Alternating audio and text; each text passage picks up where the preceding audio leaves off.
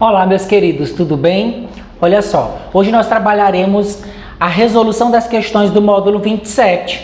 Vocês aí de casa que já aproveitaram a semana, sol de sombra e água fresca, assistindo séries, assistindo filmes, agora chegou a hora de nós retornarmos às nossas atividades e, darmos um embalo para todos os conteúdos referentes ao terceiro bimestre. Então, nosso capítulo 27 tratou a respeito do espaço da narrativa ficcional. O espaço faz parte aí de toda a roupagem do texto. E esse texto, ele precisa de determinadas características para que possa realmente se tornar uma narrativa ficcional.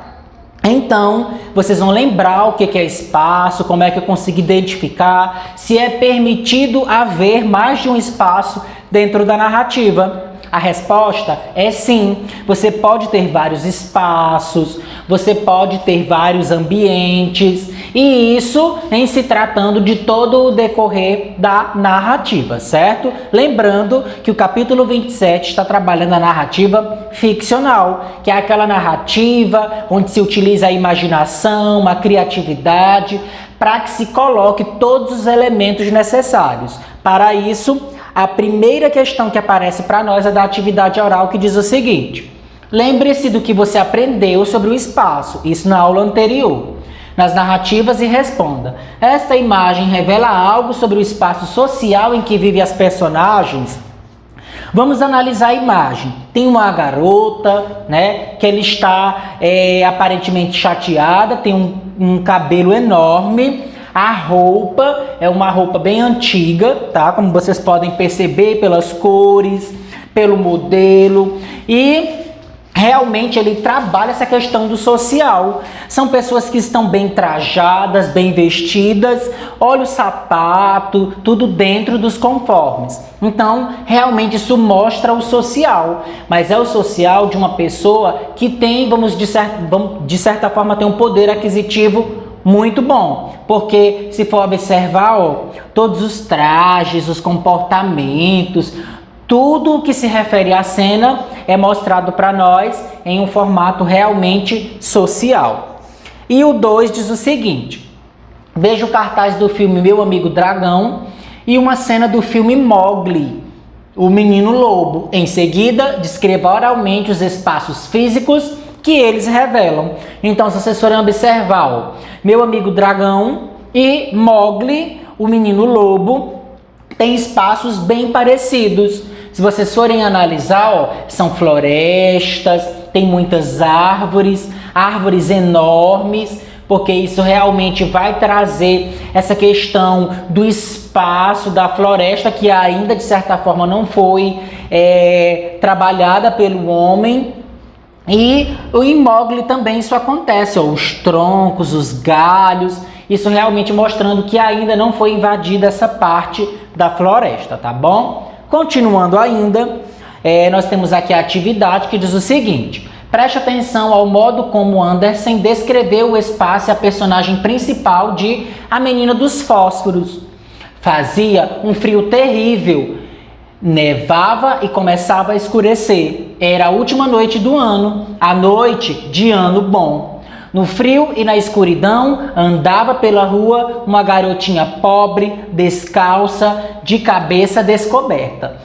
Note como neste último parágrafo temos várias pistas sobre o que ocorrerá posteriormente nessa história. Então nós temos personagens, espaço físico, garota pobre, descalça, cabeça descoberta. Espaço físico, começava a escurecer, nevava, fazia um frio terrível. E aqui embaixo nós temos a seguinte pergunta: para que descrever o espaço? Olha só a justificativa. A descrição do espaço contribui para: primeiro pontinho, situar as personagens em seu ambiente, em sua época. Segundo pontinho, criar atmosferas de ternura, de suspense, de terror, de humor, que envolvem os fatos narrados. Ou seja, dependendo do que você queira atingir, você escolhe aí como será o seu ambiente, como será o seu espaço.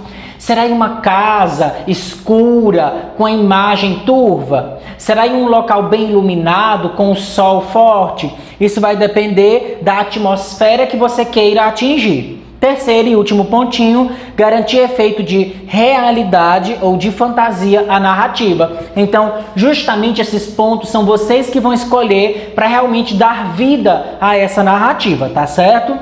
Então, verifiquem aí todos os passos dessa atividade. E aí ele continua.